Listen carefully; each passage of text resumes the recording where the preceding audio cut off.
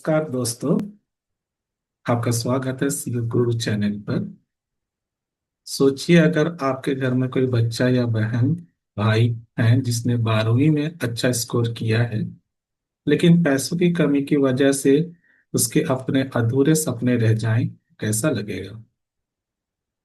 अब सोचिए दूसरी तरफ, अगर सरकार खुद कह रही हो कि पैसों की टेंशन मत लो, हर साल 12,000 से लेकर 20,000 रुपए तक मदद करेंगे, तो क्या पढ़ाई आसानी हो जाएगी? आज हम जिस स्कीम के बारे में बात कर रहे हैं वो है central scheme of scholarship for college university students, CSSS। ये लाखों छात्रों की जिंदगी बदल रही है। वीडियो को अंत तक जरूर देखें, क्योंकि हमने इसमें आवेदन की पूरी प्रक्रिया और कई ऐसी जानकारियां दी हैं जो आम तौर पर लोग नहीं जानते।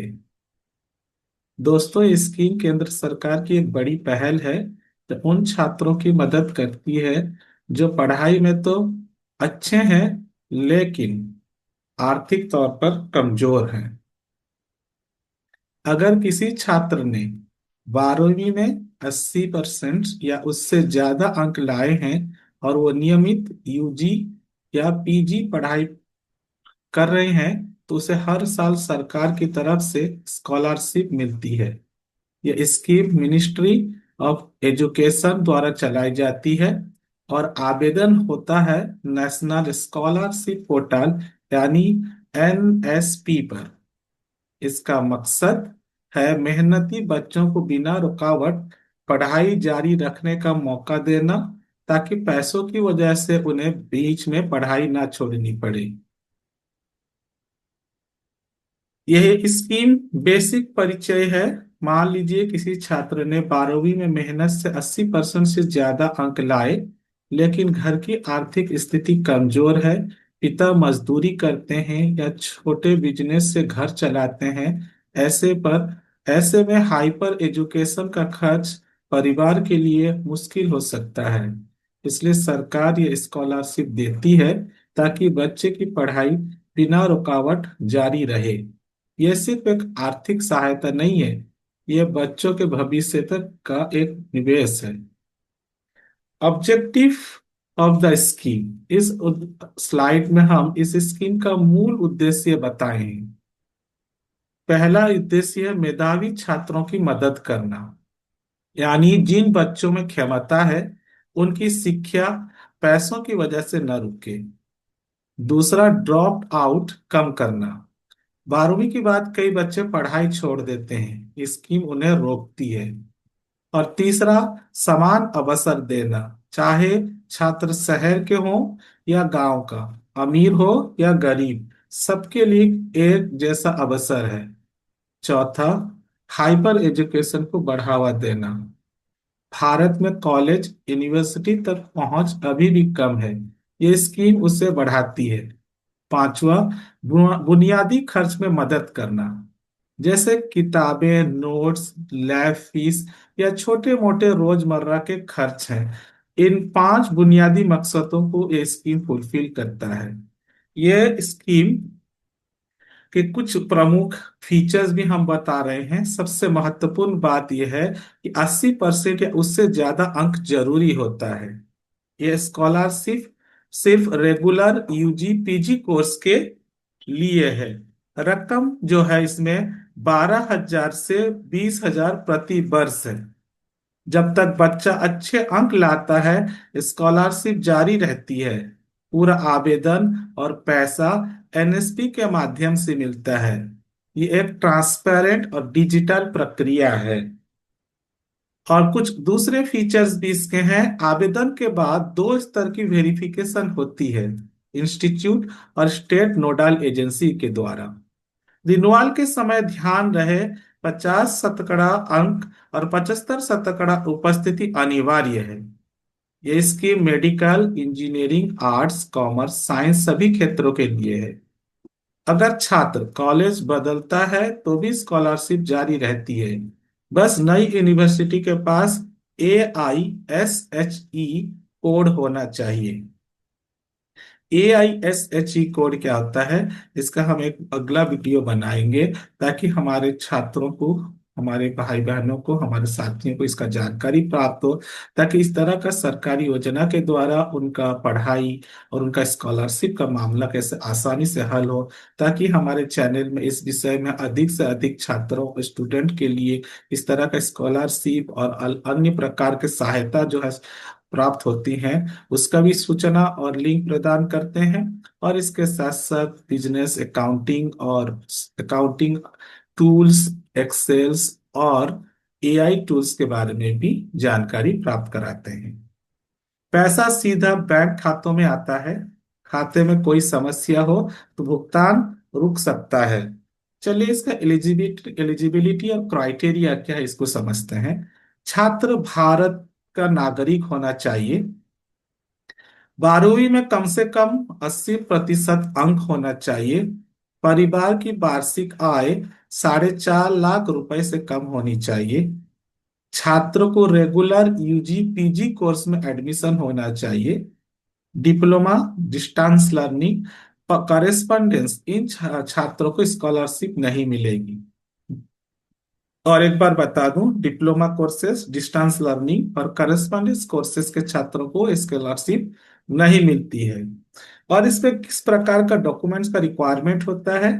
आधार कार्ड या वैकल्पिक वैकल्पिक पहचान पत्र, 12वीं की मार्कशीट, आय प्रमाण पत्र, जाति प्रमाण पत्र, दिव्यांगन प्रमाण पत्र, यदि लागू हो तो ये डॉक्यूमेंट्स का रिक्वायरमेंट होता है। एक छोटा सा सुझाव है, इनकम सर्टिफिकेट कई बार रिजेक्ट हो जाता है अगर साइन या सील सही ना हो, इसलिए आवेदन से पहले दस्तावेज सही से जांच करा लें। हर साल 12,000 से 20,000 तक की सहायता मिलती है, जो बेनिफिट ऑफ स्टूडेंट्स है। और किताबें और रहने खाने के छोटे खर्चों में भी बड़ी मदद मिलती है। बच्चे बिना तनाव के पढ़ाई पर ध्यान दे पाते हैं। खासकर गरीब और मिडिल क्लास परिवारों के लिए ये बहुत बड़ा सपोर्ट है। हायर एजुकेशन की पहुंच और गुणवत्ता दोनों बढ़ाती है। बहुत से छात्रों ने बताया कि ये पैसा उन्हें किताब खरीदने, कॉलेज जाने के लिए बस और ट्रेन का किराया देने और लैब फीस भरने में मदद करता है। चलो ये तो बेनिफिट हो गया। चलो हम इसका इसका प्रोसेस ऑफ अप्लाई कैसा करते हैं, हाउ टू अप्लाई, इसका जो प्रोसेस है उसका हम पूरा प्रक्रिया जान लें। सबसे पहले आपको नेशनल स्कॉलरशिप पोर्टल NSP पर जाएं। सबसे पहले वन टाइम रजिस्ट्रेशन OTR पूरा करें। मोबाइल पर OTP डालकर वेरिफिकेशन कराएं। OTR आपसे फेस ऑथेंटिकेशन पूरा कराएं। अब लॉगिन करें और स्कीम चुनें। आवेदन फॉर्म भरें। डॉक्यूमेंट्स अपलोड करें। अंतिम तारीख से पहले सबमिट करें। स्टेटस को नियमित रूप से चेक करते रहें। और इस तरह का कैसे, हाउ टू अप्लाई करना है इस आपको स्कीम में, हम इसके ऊपर भी एक वीडियो लेकर आने वाले हैं बहुत जल्द, ताकि हम उसका पूरा ऑनलाइन प्रक्रिया समझाएंगे, इस तरह से इसको अप्लाई किया जाता है। ये इस वीडियो में हम सिर्फ इस स्कीम का जानकारी प्राप्त कराना चाहते हैं हमारे यूजर को। और इसमें कौन सा चैलेंजेस और कॉमन इश्यूज फेस करना पड़ता है, इसका भी जानना बहुत जरूरी है। कई छात्रों के दस्तावेज गलत होते हैं, जैसा मिसमैच नेम का होना। डिप्लोमा या डिस्टेंस वाले बच्चे गलती से आवेदन करते देते हैं, जो रिजेक्ट हो जाता है। जैसा कि मैंने पहले भी बोला, डिप्लोमा डिस्टेंस कोर्स के छात्रों के लिए एलिजिबिलिटी नहीं है इस तरह का स्कीम पे।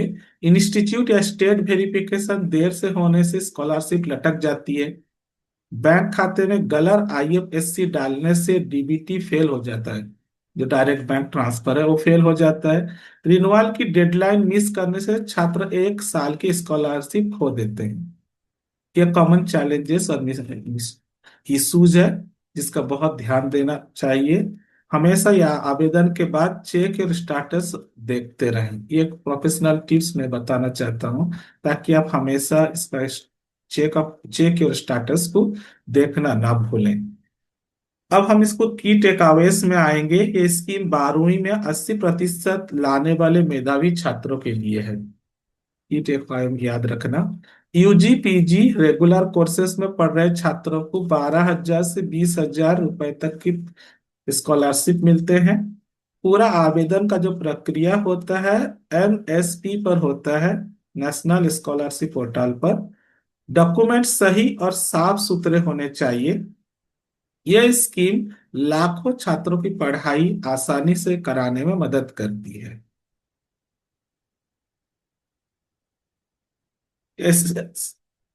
ये स्कीम जो है उन बच्चों के लिए वरदान है जो पढ़ना चाहते हैं लेकिन आर्थिक स्थिति कमजोर है।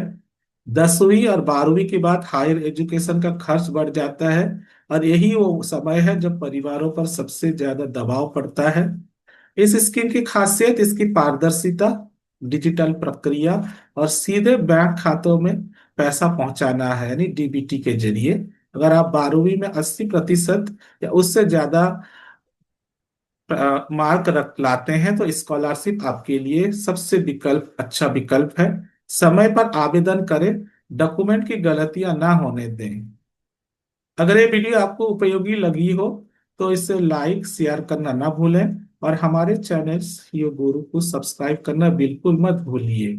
हम इसी तरह सरल भाषा में स्टूडेंट और बिजनेस के लिए सरकारी योजना और दूसरी जानकारी लाते रहते हैं।